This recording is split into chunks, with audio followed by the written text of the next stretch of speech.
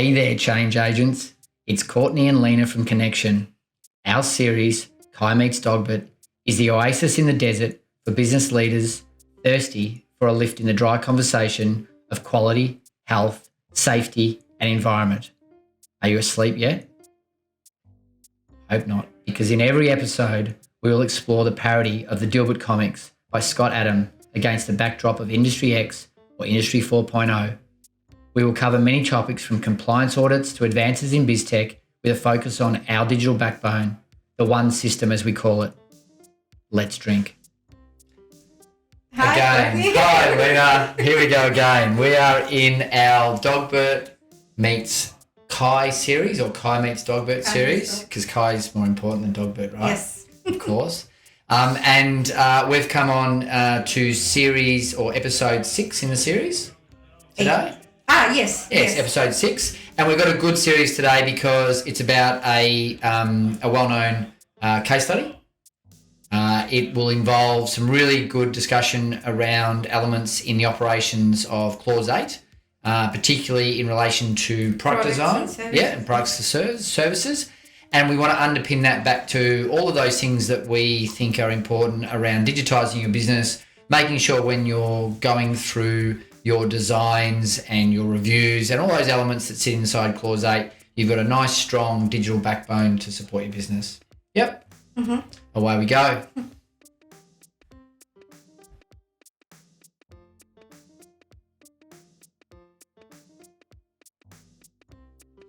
All right. So we, like every episode, we tie in a little bit around the Dilbert series and the satire of Scott Adam. In today's, yes, very true. In today's, we felt that this little cartoon represented what I would say is the exact opposite of how you should be in respect to running Clause 8 of your business. Yes. You want to remove a static mindset. You want to be in a growth mindset. You want to make sure you're working with your teams to provide a nice, strong goals and objectives for the business. And then off the back of that, providing the tools, the motivations, the education. What else? Plans. All of these things that allow you to fulfill your operations in your business. Yep. And do it successfully. So in Clause 8, we're going to touch on products and services today a bit, which is important. We're going to not talk about static mindset. We're going to talk about growth mindset.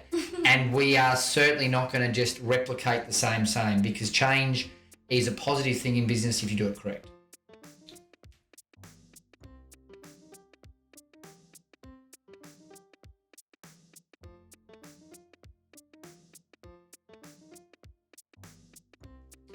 So here we are in this piece of our episode that I enjoy mostly because you get to do all the talking. No. Well, you do.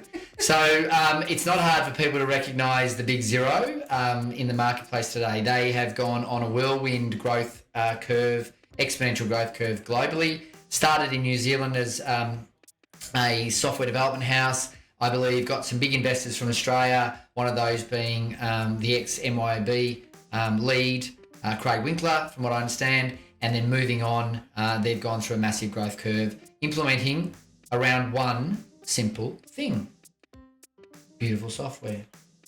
So that kind of trends beautifully, I'm going to say it a bit today, beautifully into the series in respect to product and design and products and services, okay? Because they had to come up with something that separated them from the old school thinking on PC accounting and going to a cloud, which was a scary proposition to put all your financials in. So they had to do something really cool to make that happen. And I think they did. So when we get into the case study, Lena, could you just talk through case study a little bit, which is, by the way, available on websites and all that sort of stuff. Is that correct?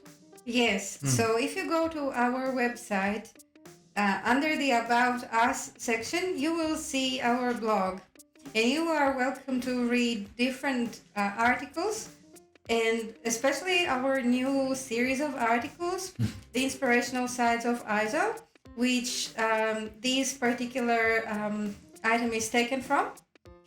So, and the reason why we are looking for the inspirational sides of ISO is because although we live and breathe it every day, we recognise that it can be fairly dry. yes. So we're just trying to take a little bit of an edge here, and we hope our audience appreciates the humour and the linkages that we provide through the ISO series.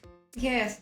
So when we look at 0 and we look at clause 8 of the ISO standard, the ISO standard clause 8 talks about operations, but we particularly want to focus on products and services. So when you design a product or a service, you need to understand the requirements of the customer. You need to understand the expectations or the demands or the wants or wish list of the market. And you also need to think about the different things that the customer might want but don't know yet that they want, or might need but don't know yet. So how did that relate to the 0 article you wrote? What were some of the key things we did in terms of aligning that to the 0 case study? So 0 wanted to assess what was missing in the market, because different accounting softwares already existed.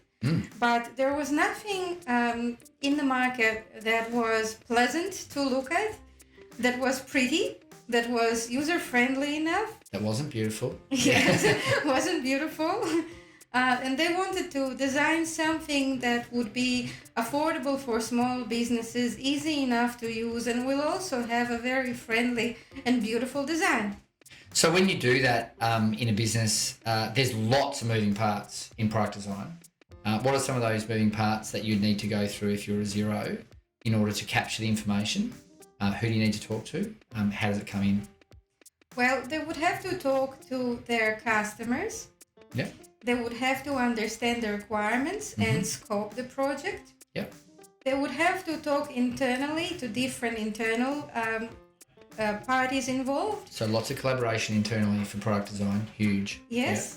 And they potentially would have to talk to different external parties like suppliers, if they received some of the systems supplied by external contractors. They would have to talk to these as well.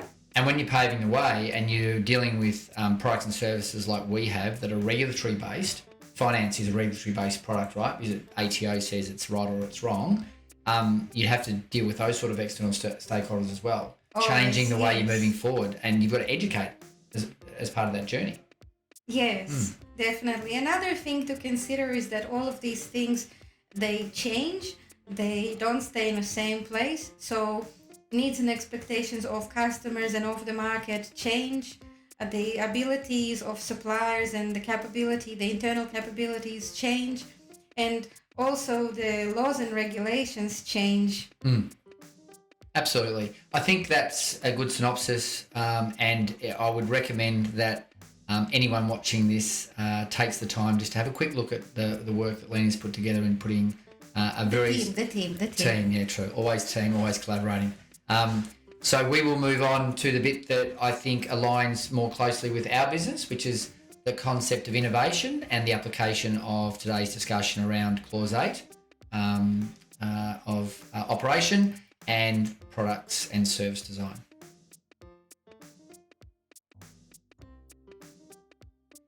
Alrighty, here we are.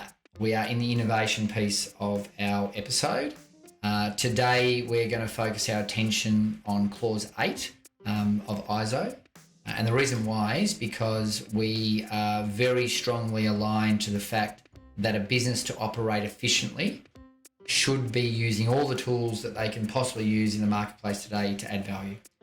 And I'd like to say that we have been around the game long enough to know what a lot of those tools look like and to provide some knowledge transferred to our audience in respect to those tools.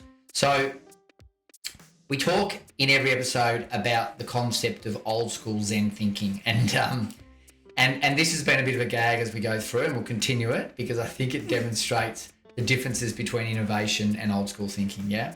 So before enlightenment, chop wood, carry water. We all have to do the basics. There's no question. We have to build the bridges correctly. We have to put the foundations in place. We've got to do the basics right.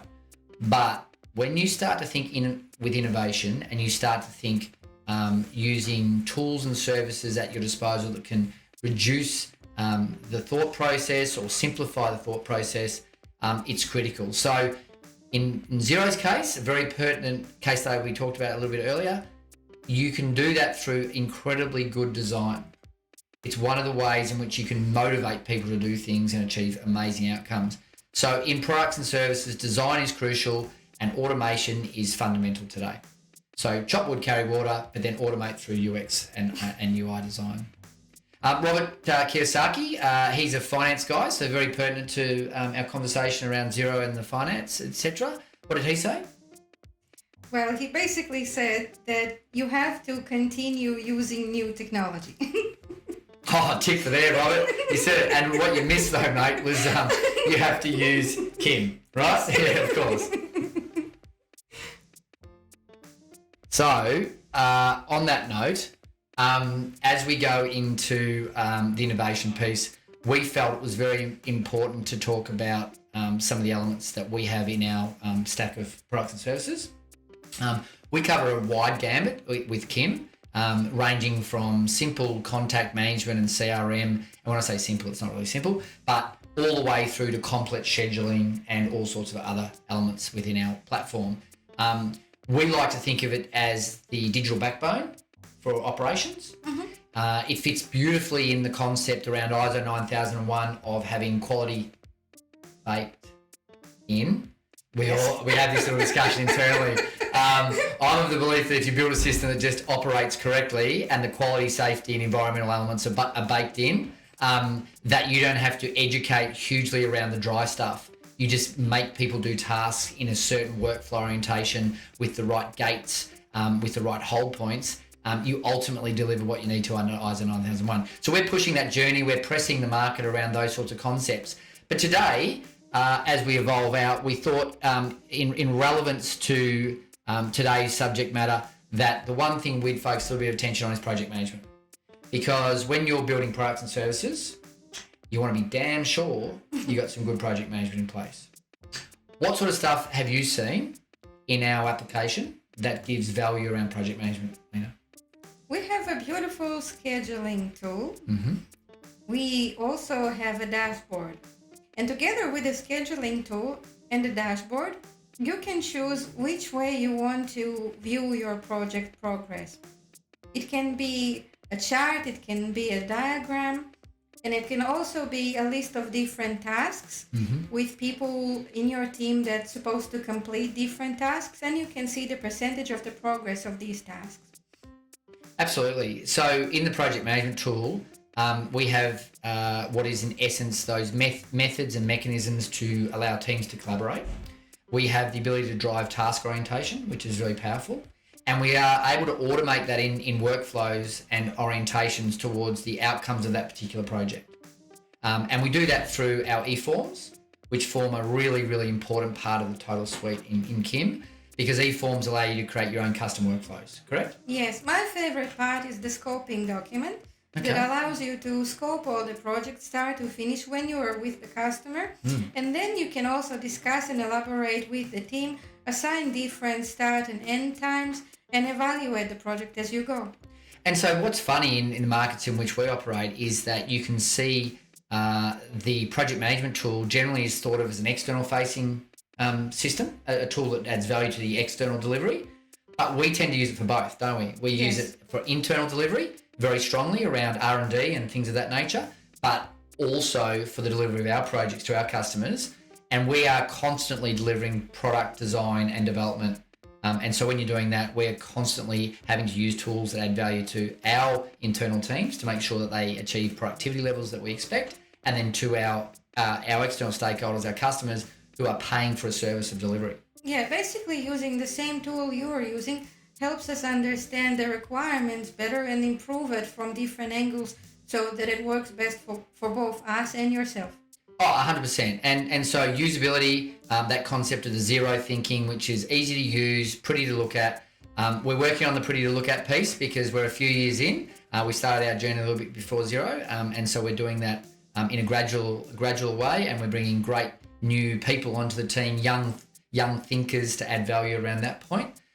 Look and feel we talked about, making sure it's wizard driven and intelligent for the user groups that are using it. Collaboration we've already talked to, and then of course it has to be a tool that provides value, because if you're not building value, you're not really doing much in my mind. So beautiful could be construed to be the new functional. I would say that beautiful and functional is where the real game is. I've really enjoyed talking about Xero today. I've really enjoyed talking about product development, design and delivery, products and services under Clause 8 of ISO 9001. Is there anything you'd like to say to the audience as we leave? Yes. Stay with us for the next episode, because next time we're going to talk about Manchester United. Wow. And for those football, soccer fans in Australia, that should be a lot of fun. Special thanks to our clients and partners for contributing to our knowledge as we continually improve KIM, our one system, built for Industry X. Additionally, we would like to give thanks for the inspiration of this series to Scott Adams, who brought to light the most frustrating aspects of business in his Dilbert series. Scott wore many hats and jobs while creating the Dilbert comic series. Dilbert was first launched in 1989 and now appears in 2,000 newspapers in 57 countries and 19 languages.